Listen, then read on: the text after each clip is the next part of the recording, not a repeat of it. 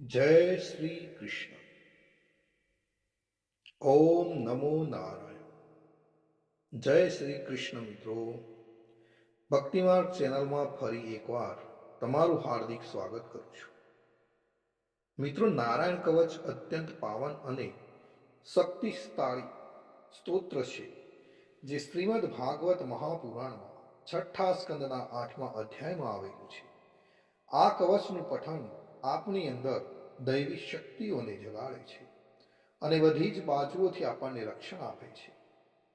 કવચ પાઠ કરતા પહેલા ભગવાન વિષ્ણુ, નારાયણ, શ્રી હરિ તેમજ સર્વ દેવોને વિશ્વ શાંતિ અને આત્મ શુદ્ધિ માટે પ્રાર્થના કરવી શ્રેયસ્કર ગણાય છે।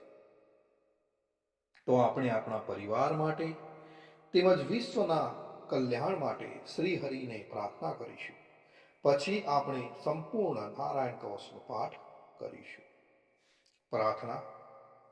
હે પરમ નારાયણ, અનંત અનાદિ વાસુદેવ, હે જગતના ત્રાતા, ધર્મના રક્ષક, આજે હું આપની શરણ આવી ભય મુક્તિ, શાંતિ અને શુદ્ધિ માટે હું મારા મન, વાણી અને કર્મથી આપની આરાધના કરું છું। હે દયાના સાગર, અમારી ભૂલ ચૂકને માફ કરી અમારું રક્ષણ કરો। આજનો નારાયણ કવચ પાઠ કેવળ મારા માટે નહીં, પણ સંસારના સર્વ જીવોના કલ્યાણ માટે, શાંતિ અને પરમ શ્રેય માટે હું કરું છું। હે હરિ, મારી આંતરિક અને બાહ્ય દુઃખોનો નાશ કરો, મને સત્પથ પર ચલાવો અને મારું મન હંમેશા આપના ચરણોમાં અડગ રહે એવી કૃપા દ્રષ્ટિ કરો। ઓમ નમો નારાયણ। ઓમ નમો નારાયણ। તો મિત્રો, આપણે નારાયણ કવચનો આ પાઠ સંપૂર્ણ સાંભળીશું તો જ એમાં કહેવામાં આવેલું ફળકથન આપને પ્રાપ્ત કરી શકીશું। તો મિત્રો, આપણે નારાયણ કવચ સાંભળતા પહેલા કોમેન્ટની અંદર જય શ્રી કૃષ્ણ અથવા તો તમે જે ભગવાનને માનતા હોય એમનું નામ લખી દેજો અને ત્યાર પછી આપણે સંપૂર્ણ નારાયણ કવચનો પાઠ સાંભળીશું। અને સાંભળ્યા પછી પણ આપણે આપણા મિત્ર વર્તુળની અંદર પણ આ વિડીયો જરૂરથી શેર કરીશું। તો ચાલો આપણે શરૂ કરીએ છીએ નારાયણ કવચનો પાઠ। નારાયણ કવચ। શ્રીમદ ભાગવતના છઠ્ઠા સ્કંદના 8મા અધ્યાયમાં શ્રી નારાયણ કવચ ત્વષ્ટા ઋષિના પુત્ર વિશ્વરૂપ ઇન્દ્રને કહે છે। વિશ્વરૂપ કહે છે કે જ્યારે ભયનો સમય પાસે આવ્યો હોય ત્યારે મનુષ્ય હાથ પગ ધોઈ આચમન કરી ઉત્તર દિશા તરફ મુખ રાખી નારાયણ કવચનો પાઠ કરવો। જ્યારે ભય આવે ત્યારે શ્રી નારાયણ રૂપ નામનું બખ્તર ધારણ કરવું। નારાયણ કવચ। ગરુડની પીઠ પર ચરણ કમળ ધારણ કરનારા, 8 સિદ્ધિઓ વાળા, 8 બાહુઓ વાળા અને તે 8 બાહુઓ વિશે શંખ, ચક્ર, ઢાલ, ગદા, બાણ, ધનુષ તથા પાસને ધારણ કરનારા શ્રી હરિ, મારી સર્વ પ્રકારે રક્ષા કરો। જળમાં મત્સ્ય અવતારધારી ભગવાન જલતંતુઓથી તથા વરુણના પાસથી મારી રક્ષા કરો।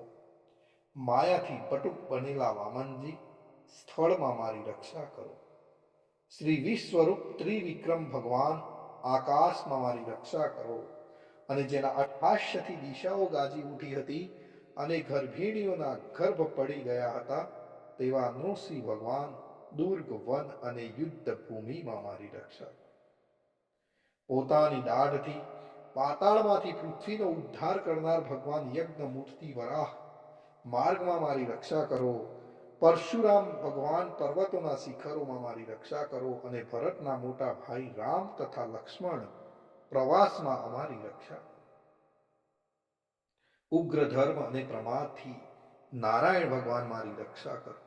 નિંદાથી નર ભગવાન ને યોગ ભ્રષ્ટ થતા યોગેશ્વર દત્તાત્રેય ભગવાન મારી રક્ષા કરો।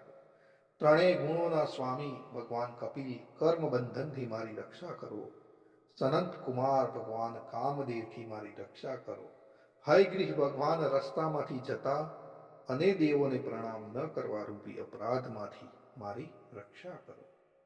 હે દેવર્ષિ શ્રેષ્ઠ મુનિ નારદ ભગવાન, ભગવાનની પૂજામાં જે કોઈ વિઘ્ન નડે તેનાથી મારી રક્ષા કરો. અને કૂર્મ અવતાર શ્રી હરિ સર્વ પ્રકારના નરકમાંથી મારી રક્ષા કરો. અયોગ્ય ખોરાકથી ભગવાન ધન્વંતરી મારી રક્ષા કરો. જીતેન્દ્રિય ભગવાન ઋષભદેવ કામ ક્રોધ આદિના ભયમાંથી મારી રક્ષા કરો. યજ્ઞ અવતાર ધારી ભગવાન લોક અપવાદથી મારી રક્ષા કરો. બલભદ્ર ભગવાન મનુષ્ય તરફથી થનારા ઉપદ્રવમાંથી મારી રક્ષા કરો. અને ક્રોધાવેશ સર્પ ગણોથી શેષ ભગવાન મારી રક્ષા કરો. ભગવાન વેદ વ્યાસ અજ્ઞાનથી મારી રક્ષા કરો. આ પાખંડીઓના ટોળામાંથી ભગવાન બુદ્ધ મારી રક્ષા કરો. ધર્મની રક્ષા કરવા માટે અવતાર લેનાર કલ્કી કાળના મૂળ રૂપ આ કળિયુગથી મારી રક્ષા કરો. હે કેશવ ભગવાન પ્રભાતમાં ગદાથી મારી રક્ષા કરો. હે વેણુધર ગોવિંદ ભગવાન આ સંકટ કાળમાં મારી રક્ષા કરો. ઉદાત શક્તિ નારાયણ ભગવાન પ્રાહન કાળમાં મારી રક્ષા કરો. હે ચક્રધારી ભગવાન વિષ્ણુ મધ્યાહન કાળમાં મારી રક્ષા કરો. મધુ દૈત્યને મારનાર ઉગ્ર ધનુર્ધારી ભગવાન વિષ્ણુ ત્રીજા પહોરમાં મારી રક્ષા કરો. બ્રહ્મા વિષ્ણુ અને રુદ્ર એ ત્રણ મૂર્તિવાળા ભગવાન માધવ સાય કાળમાં મારી રક્ષા કરો. ઇન્દ્રિયોના સ્વામી ઋષિકેશ ભગવાન પ્રદોષ કાળમાં મારી રક્ષા કરો. પદ્મનાભ ભગવાન કેવળ એક અર્ધરાતથી પહેલાના કાળમાં અને અર્ધરાતે મારી રક્ષા કરો. શ્રી વત્સ સિંહધારી ભગવાન એવા ઈશ શ્રી વિષ્ણુ પાછલી રાતે મારી રક્ષા કરો. તલવારધારી ભગવાન જનાર્દન મળ સકામાં મારી રક્ષા કરો. દામોદર ભગવાન સંપૂર્ણ સંધ્યાઓમાં મારી રક્ષા કરો. કાળ મૂર્તિ ભગવાન વિશ્વેશ્વર સૂર્યોદય પહેલાના કાળમાં મારી રક્ષા કરો. હે પ્રલય સમયના અગ્નિ જેવી તીક્ષ્ણ ધારવાળા ચક્ર વાયુવાળા અગ્નિથી જેમ સૂકું ઘાસ બળીને ભસ્મ થાય તેમ અમારી શત્રુ સેનાને ભસ્મ કરો. હે વ્રજના જેવા તીક્ષ્ણ સ્પર્શવાળા તણખાઓથી ભરેલી ગદા તમે ભગવાનને પ્રિય છો.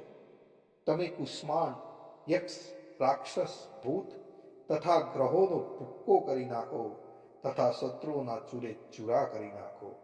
હે પંચજન્ય શંખરાજ શ્રી ભગવાન કૃષ્ણ ભગવાન તમને ફૂંકીને ભયંકર શબ્દ કરે છે અને તેનાથી શત્રુઓના હૃદય કંપે છે. હે પંચજન્ય શંખરાજ તમે રાક્ષસો પ્રમથો પ્રેતગણ માતૃકાગણ પિશાચ બ્રહ્મ રાક્ષસ તથા બીજા ઘોર દ્રષ્ટિવાળાઓને નસાડી. હે તીક્ષ્ણ ધારવાળી તલવાર તમે ભગવાનના હસ્ત દ્વારા પ્રેરાઈને મારા શત્રુના સૈન્યને કાપી નાખો. હે સેંકડો ચંદ્ર જેવા મંડળ સમાન ઢાલ તમે શત્રુઓની આંખોને ઢાંકી દો તથા પાપી નજરવાળાની પાપ દ્રષ્ટિને હરી લો.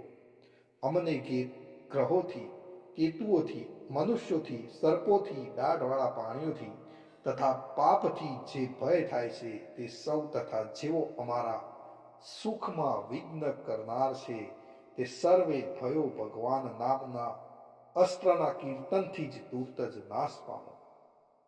વૈદિક સ્તોત્રોથી સ્તુતિ કરાયેલ વેદમય તથા સમર્થ ગરુડ ભગવાન સર્વ સંકટોમાં મારી રક્ષા કરો. અને વિશ્વસેન ભગવાન પણ પોતાના નામો લેવા વડે સર્વ સંકટોમાંથી મારી રક્ષા કરો.